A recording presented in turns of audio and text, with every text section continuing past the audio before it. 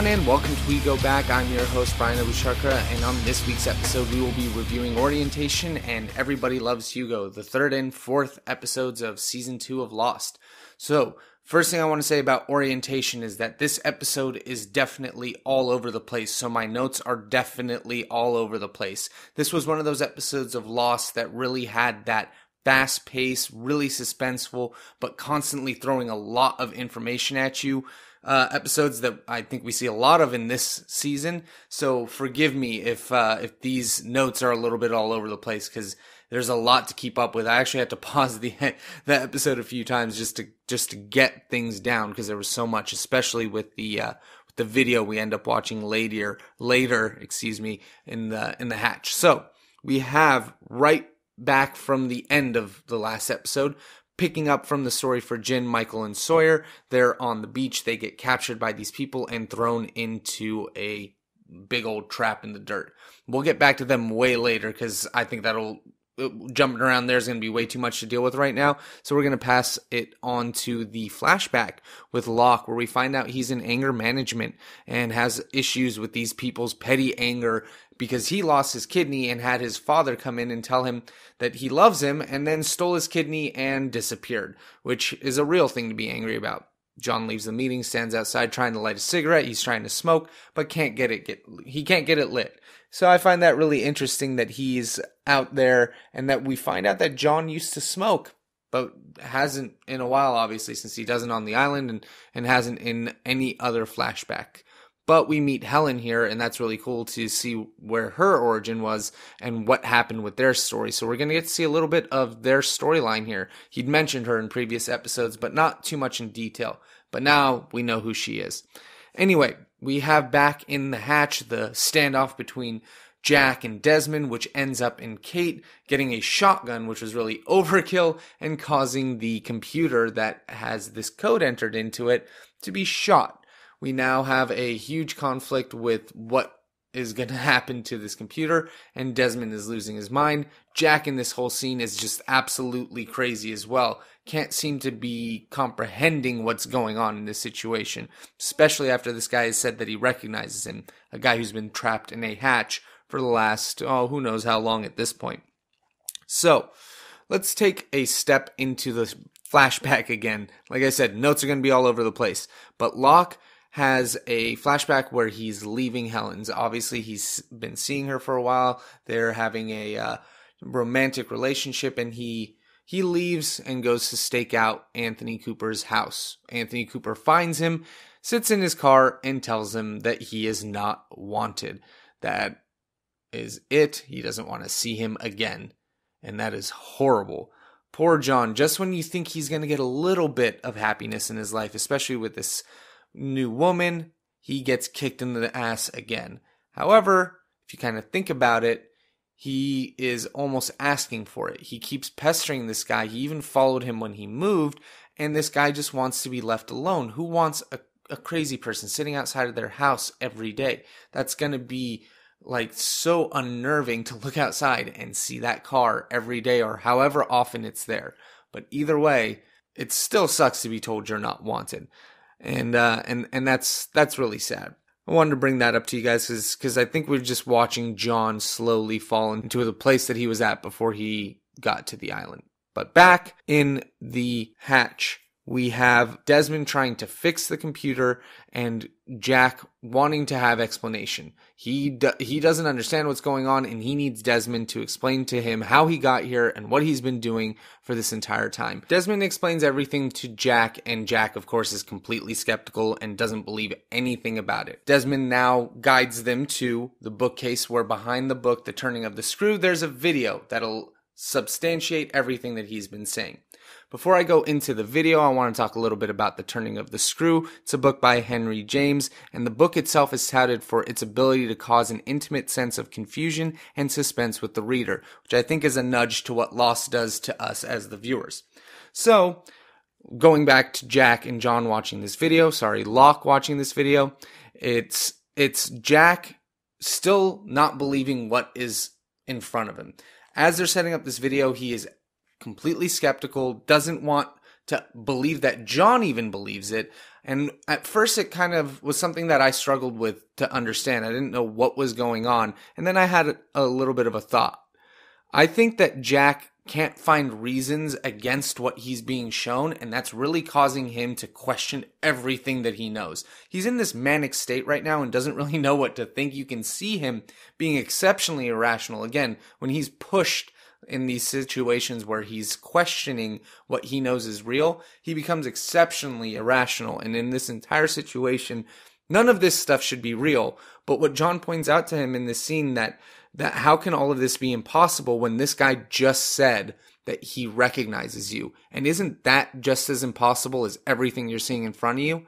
So John is really trying to question what Jack is seeing and getting him to see things, I think, a little bit differently. I think that's cool that Locke, even in this point, is trying to prove to Jack what his point is, which is have a little bit more of an open mind, maybe, at the very least. So they watch this video. Dr. Marvin Campbell tells them about the Dharma Initiative, which I'll get to in a second, brings up this coalition with the DeGroots and B.F. Skinner. B.F. Skinner, I looked up and found out, is a behaviorist psychologist and considered free will an illusion and a human action dependent on consequences of previous actions. So kind of a response to processes. If you do, if something ends up with a negative result, you're less likely to repeat that result. Against if you were getting good results from that behavior, you're more likely to continue that behavior. So it's kind of tying into this idea of whether or not this button is even important at all. Jack doesn't believe it is. Desmond thinks it's going to end the world. And Locke has faith in what Desmond is saying because, well, Desmond's been here for so long doing it, and look at all this evidence to show that this might be legitimate. Jack still does not want to accept it. But anyway, you have that little bit of knowledge of what B.F. Skinner does and what he was trying to create. I think it's really cool that they wove in this philosopher with the story of Lost. They bring up the Dharma Initiative, the DeGroots, and Oliver Hanzo, and they tried to create a utopian society, and that the station they're in is actually a laboratory to study the electromagnetic properties of the island. I think that's cool that they put all of this into the show and gave it that little bit of depth. And also, as the viewer, you're sitting here and you're just realizing, hold on, people were on this island before and they were doing experiments. But even further, we haven't seen any of these people. Are these the others that have tried to abduct Claire? Or what? Hold on, what is going on? And why don't we see them? If there was science and testing and all of this stuff going on, why is this the first thing that we're seeing of that on this entire island? It just raises all these cool questions and makes the show even cooler. And one of the things that we also find out in this video is that every 108 minutes, this button needs to be pressed. I want to note the 108 minutes because in the last episode we talked about adding up all the numbers and you get 108 minutes. But what's cool and what I didn't realize, but when talking to my roommate, he actually pointed out to me that 108 beads are on the prayer beads in Buddhism, which is part of the whole like Dharma thing. So I looked it up. They're called malas. And the beads themselves signify mortal desires of mankind and your overcoming of them. And they're part of like a bunch of different theologies in Chinese culture, Japanese culture, Buddhism, all of these different things. But basically the 108 tenets that you have to get over and human behaviors or things that weigh you down. And it's kind of funny that it's also the minutes that count down before you have to push this button. But anyway, there's another point that I thought was really cool about it as I kept reading because it was pretty interesting how it was tying into the idea of the theology of Lost and the different ideologies. And now we're learning more about Buddhism as well, even though I don't know if that was intentional, but I took it this far. Anyway, they said that there is a consecration ritual for these beads that basically it opens the eyes for the purpose to achieve enlightenment unique to the karma of each believer. I wrote these down kind of word for word to get them right. But basically, in each episode that we've seen a flashback of somebody, or at least when we were introduced to all of them in the first season, we always saw their eye opening. And I think that's really cool that that they included that as well, because I think this is all definitely tying into some bigger theme that Lost is getting at. And I'm really excited to share those with you as we discover them. So something cool to notice. But anyway, we end this video. Cool little copyright at the end shows that it's in 1980, so we now have a timestamp for about when this Dharma initiative was on the island, but again, we still have no idea what's happened to them or what got them there or anything that's going on with this whole scenario in this hatch. Everything is just moving at a mile a minute.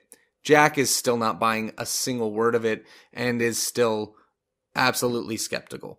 So let's take a little bit of a step back from all of that, because that was a lot to take in, and talk a little bit about John's flashback, where he gets a key to Helen's apartment, and Helen says that he helped her get over her anger. She would like to do the same for him, that he doesn't need to still go to this person, and she's trying to get him to stop so that he can move on and let go from his anger and from all of these horrible feelings that he has. And so she asks him to promise not to go visit that house again. She doesn't even ask him why. And I think that's cool that she's willing to give him the opportunity to not explain it to her. But I mean, I'm sure she can guess that it's his dad. But I think it's cool that she doesn't push him as to why he goes, but she just tries to get him to stop, to try to get him to let go. Kind of like what he's doing for other people on the island. So really, really cool. I want to talk a little bit now about the people in the trap. You have Jin, Michael, and Sawyer. They've been in a trap since the beginning of the episode. In part of the episode, during all of this confusion in the hatch, they throw a woman down in there. We discover that woman is Ana Lucia, who we had seen at the end of season 1, which was cool that they teased that in there.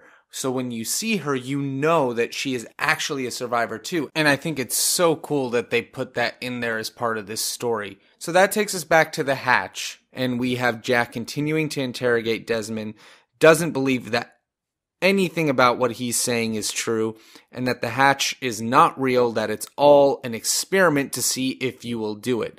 And Jack just cannot believe it. But Desmond, who's frantically still trying to fix this computer, says, I don't disagree with you, basically. He's like, don't you think about all of this stuff? And Desmond says, every single day.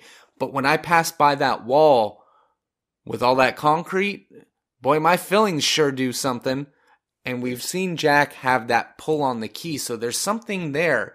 And that's pretty elaborate for an experiment. If it's just a mental experiment to see if somebody's going to push a button, sort of like what B.F. Skinner is saying about human will and free choice, then why is there this electromagnetic pull there? And there's so much going on in this scene of what is conflicting Jack. You can see him continue to not be able to give an answer to all of this evidence that there is something else going on here and that he should just try to understand it rather than try to fight against it. But Desmond can't fix the computer, so he books it, Jack leaves too, and Locke is left alone. Much like what we see when Helen confronts John about his fear with his father and asks him for a leap of faith. He is in this state when his father left him in the car, left alone, and he's not able to take that leap of faith or let go to be with Helen. So she is asking him to do that because it is free will. It is a choice. It is a decision. That is what John has always talked about. So we do have that recurring again, and we have it paralleled against this idea of pushing the button down in the hatch and whether or not it's real. We have that mimicked in Locke's decisions here with Helen, and he decides to leave with her and have a leap of faith. So we find that Jack has actually tracked down Desmond in the jungle and continues to interrogate him about this entire hatch situation, and doesn't like when Desmond actually remembers him and actually remembers the specific points about what they said, because up until that point, Jack might have said, oh, it's just very familiar face, who knows, or maybe we met each other in passing, or something like insignificant, but now it was at a significant point in Jack's life, and Jack can absolutely not continue to refute that he might actually know this guy. So Desmond leaves him with the parting words, you're either going to be very right or you're going to be very wrong, which is the gist of the whole situation, and he leaves. We then see Sayid, who's been brought in by Kate, trying to fix the computer, and kind of to everybody's astonishment is not really too curious about why he's brought there or what's going on. He's just kind of come to do his duty. And I think this is really cool to see Sayid sort of fall in line with what his character has exhibited in the past. We've seen him be a soldier in Iraq and follow his orders there. When he was in Australia, he was working as a double agent and following his orders there. Here he knows he's brought in to do a task, and he continues to have that mentality, sort of like the soldier's mentality, I guess, to do your duty. And he comes in and he tries to fix this computer. He is successful, and Jack returns to give the actual final number, which is 42. But Locke wants Jack to push the button. And Locke and John have their argument of, why do you find it so hard to believe? Why do you find it so easy? And it's never been easy. The line, it's never been easy, couldn't ring more true to somebody like John Locke. He's always had faith. He's always gone on his gut feeling. He thought he was meant to meet his father, and then his father totally screwed him. And he thought he was meant to go on this walkabout, and then he wasn't able to go on this walkabout. And he thought he was meant to go down into this hatch, and then it's still causing him to be under stress and trying to figure out what he has to do and what his purpose is. It's not easy for Locke to have faith. He constantly gets pushed against it. Every time he chooses to have faith, something almost negative comes out of it. And I think that that's a really cool dynamic to show between this guy who finds it hard to believe and this guy who finds it so easy to believe and then has the negative repercussions constantly occur to him. Really, really cool exchange. Jack ends up actually pushing the button, and all because Locke asks him to take a leap of faith, which we now see Jack take a leap of faith. And like I said, he presses the button, and this now sets up that cool dynamic of, oh, now we have to keep pressing the button. Is there a real repercussion to if we don't? It's a really nice drama to have in the show that's very simple, actually, but it's something that people could argue and talk about of, okay, so what do you think is going to happen if they don't push the button? Well, I mean, who knows, because maybe it is all just a fake, and it's all just meant to be a huge experiment. And it was really cool to constantly have those conversations with your friends. Every time you watched Lost, you all had some sort of new theory to come up with. So that takes us through the end of that episode. Sorry for the density of it, guys. That one had so much going on. Thankfully, Everybody Hates Hugo is a little bit more easygoing because, of course, it's an episode about Hurley, and Hurley episodes are super cool. They're always so fun and really dynamic from what we normally get in Lost. This is very comedy-based, more fun, and really lighthearted, and I like it. I think it really fits what Hurley's character is, which is kind of the opposite of what the title is, and we come to find that at the end of the episode. So it opens to Hurley in the pantry of the hatch, and suddenly we see Jin speaking in perfect English to him, telling him everything is going to change, and then Hurley speaks Korean back to him. We find out that that is actually a dream that Hurley is having. He is in the hatch and has been assigned to press the button. Love these little fever dreams or premonition dreams that we've seen so far. They're all really, really cool and very insightful on what we're going to see in the rest of the episode. And he is in this hatch pressing these numbers that brought him essentially to this island by winning the lottery. So he's kind of trapped by these numbers. I think that's a really interesting, subtle point that we make here. So checking back in with Sawyer, Jin, and Michael, they're trapped underground, and while trying to escape, Jin points out the wound Sawyer has from the bullet. And I love that Sawyer tells him that he should pee on it. This is now twice that Jin has had somebody suggest that he pees on their wound. Sawyer now, and then the first being Hurley, which takes us to Hurley's flashback, where it's the events immediately after he has won the lottery, and he feels the need to hide this from his mother and doesn't tell her that he's just won the lottery, which is kind of counterintuitive to what you would think. I'd be pretty excited. I'd call my mom, my brother, everybody, and let them know that I had just won the lottery. I'd be so excited. But he chooses to hide it. And I think this is paralleled in the next scene when Charlie wants to know what's going on in the hatch. Hurley's kind of apprehensive, doesn't really tell him what's going on, but instead goes and finds Rose, and she doesn't even care. She's so apathetic and says, if it doesn't help me do this laundry, then I don't really care. So really funny interaction where we have Hurley who's all stressed out, but now Rose is sort of the one calming him. And she's been calm throughout this entire ordeal. Very calm, very relaxed, and kind of clear-headed. And I think that's really interesting that every time we see her, she's sort of this easygoing and really open and understanding person. So an interesting little point here, we have Claire finding the bottle from the raft, which is now the first indication that anybody on the beach has that something has gone wrong with the raft, because up until now they just think everything is going as good and they're going to find rescue soon. But now with this bottle is a pretty clear indication something happened to the raft if this bottle had to fall out. So we find out that Hurley had been tasked with doing the inventory of the food to try to sustain the rest of the group for however long they're going to be on the island, and him reaching out to Rose was an attempt to get some help to do so. In this, they have a conversation where Rose still believes that Bernard is fine, and doesn't just believe it lightly, but holds it to be true.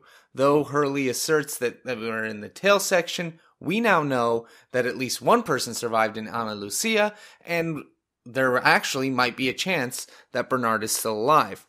And in this conversation, we find out Hurley's insecurity about having all the control of the food, and I think it ties back into him winning the lottery. He thinks everybody is going to end up hating him because he's going to be the one who has everything. Why is Hurley so lucky? Which is pretty funny considering how he thinks he has bad luck. But Rose corrects him and says, Hurley, everybody loves you, which I think is true. As all viewers, we loved him, and as everybody on the island, nobody has a problem with Hurley. Everybody has issues with everybody else, and nobody has issues with Hurley. The worst thing about him is he can't keep a secret. Otherwise, he's tried to help everybody else, and everybody loves him.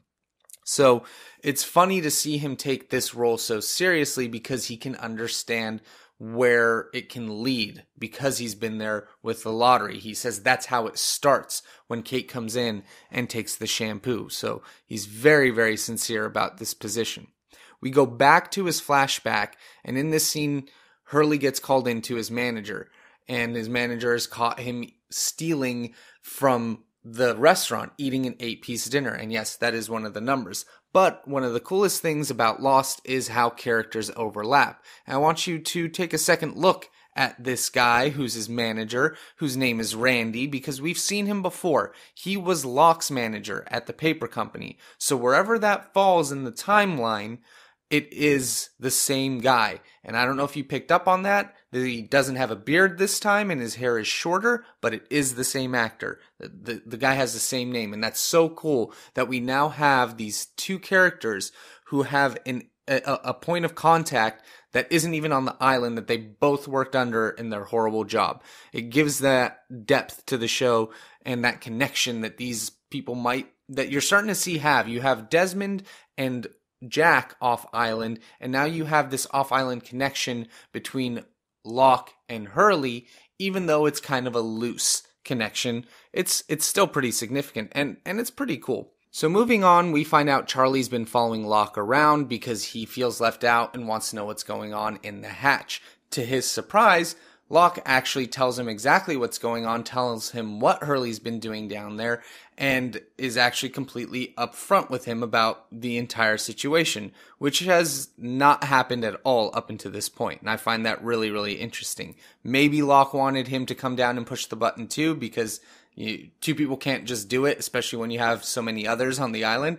So maybe that's his motivation, but we're not sure at this point. Either way, he lets Charlie know, and Charlie goes in search of Hurley to request some peanut butter. And when he's turned down, he uses the baby as ammunition against Hurley, which definitely does not help Hurley's situation in feeling that everybody hates him. But I think it's really funny that the way they get us out of the scene and into the next flashback is by Hurley singing "Drive Shafts, You All Everybody." I just think that that's hilarious. And that takes us back to the hatch where we find Jack and Saeed exploring the different parts and trying to discover why there's poured concrete. They go underground, under the grates, to see if there's a way under the poured concrete, but they find that it's poured down that far as well.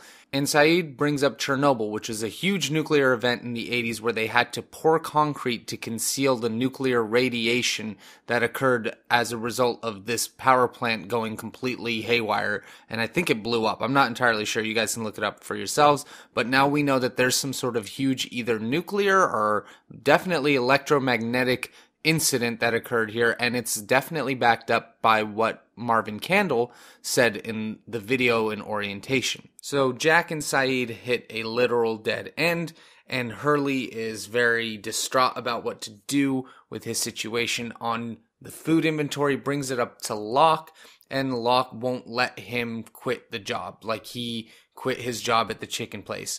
Locke says that you're here to do this is your purpose to do it, and sorry, you don't get to quit. So Hurley decides that he is going to blow up the food supply because he doesn't want to deal with it. And he goes out, gets the dynamite, plants the charges, and gets caught by Rose. Rose wants to know why he wants to blow up the food, and Hurley tells her exactly the situation. And we see in this scene really cool, and I love when Lost does this, where you can see in their flashback what they're dealing with in the current time. And we see it's that same feeling of Hugo feels like he has all of the money or all of the food, and he wants to share it with everybody, but he can't share it with everybody. So he's just distraught, doesn't know what to do, and was happy to be finally gone of it on this island. And now it's back again with him having to take care of all this food. She talks him down. And we see in the next scene him addressing Jack, telling him that this is exactly what they need to do with the food, which is to just disperse it to everybody.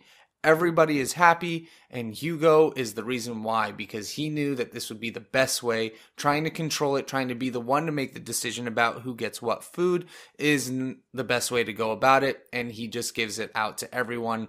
Everybody's excited, Hurley is happy, and everybody is happy. So, a couple of things to talk about before we get to the end of this episode. I wanted to kind of get through the Hurley parts really quick because it was a lot, and we see in Hurley a very sad guy. He always has all of this horrible stuff happen to him, and he always thinks it's because of him and it's his fault and that he's the bad luck. But really, everybody around him is happy because of what he does for them. And I think he has a hard time seeing that. So we get to see a little bit of what makes Hurley such a great character when he decides that the best way to do it is to give out all the food. So let's talk a little bit about Sawyer, Michael, and Jin. They were down in this pit for however long they've been down there. But Ana Lucia had taken their gun and is now trying to get them to come out. Jin and Michael get taken out because they're more compliant than Sawyer. Sawyer gets a rock thrown at his head and thrown back in. Sawyer has some of the best moments in this episode where it gets closed down on him and then all you hear is him say bitch. I think that's really funny and perfect for his character. So Sawyer eventually makes it out of the hole, and we find the other survivors of Flight 815. 23 of them had survived from the tail section, and then we also find that they have found their own hatch. And this one is much more barren than the other one, but it definitely has that same logo and a different symbol in the middle, maybe indicating a different location. Who knows? We have no idea at this point, but they also have their own hatch. And in there, we discover an old man, and he asks about Rose. It's actually Bernard, and I think it's so great that she had called this from earlier on in season 1. She said that they're probably thinking the same things that we are right now, that we didn't survive and that they're all dead and they're the only ones who made it. But she was right, and there's Bernard in this scene here where he discovers that his wife is still alive, and we know that she was right the whole time, especially when it cuts to her saving the piece of chocolate because he had a sweet tooth. It's so heartwarming and so wonderful, and it's cool to see that in this episode, especially after all the tension that we've had in the last 2 episodes. Lost can still hit you with a really good, heartwarming, great feeling. And the last point I want to bring up before we close out this episode is the bottle that Claire finds of all the messages. She gives it to Sun. Her and Shannon think that she's the best one to deal with the messages. And what Sun ends up doing is burying it. And I find that really interesting. I think it's her not wanting to admit that something went wrong with the raft. And maybe she wants the other people on the island to have hope. She knows that telling them that this bottle came back, that there's no hope for them, that the raft was destroyed, that something happened, and they'll always be stuck on this island. So really, really cool moment here with her burying it. Maybe, again, it's just her burying her own fears that her husband is dead, but it's, especially after all the trouble that Sun and Jin have had, it really sucks to have to think that maybe her husband is now dead, because she really has no idea. And that takes us to the end of Everybody Loves Hugo. Guys, I'm going to get into some emails right now. If you guys have any thoughts, questions, theories, anything you want to send in, wegobackpodcast@gmail.com. First email comes from Omar. He says, one of my favorite lines is when Desmond says every single day in response to Jack asking him if he thinks the button is real. It's such a good way to play with the man of faith, man of science dynamic as Desmond seems an intermediary between the two. He doesn't blindly believe in fate like Locke, but he doesn't readily dismiss it like Jack either. Desmond pushes the button out of fear that it could be real based on things that he has seen and heard, such as the Dharma video with his ex-partner told him, and the tangible evidence of some magnetic force in the hatch that he claims his feelings hurt when he passes that wall. Much like Desmond, I think Jack is starting to believe that the button is real, as is signified by him pushing the button before the timer runs out.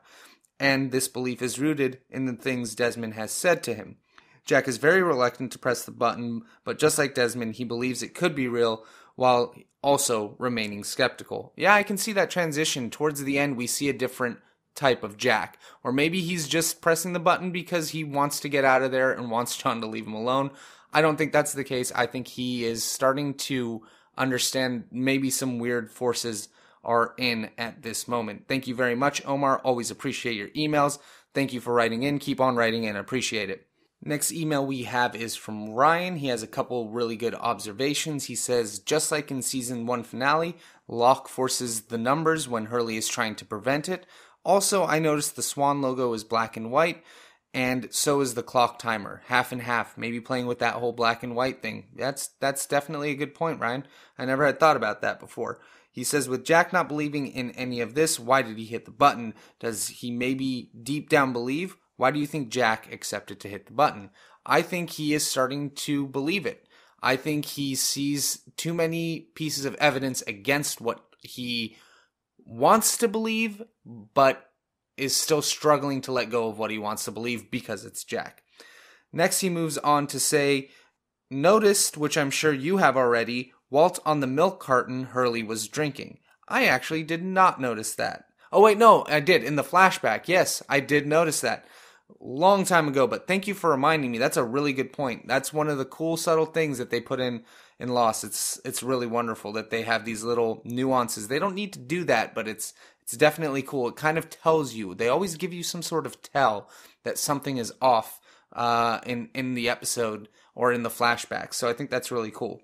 He says, I love this sequence and just the joy on Hurley as he gets to indulge in all the fixing.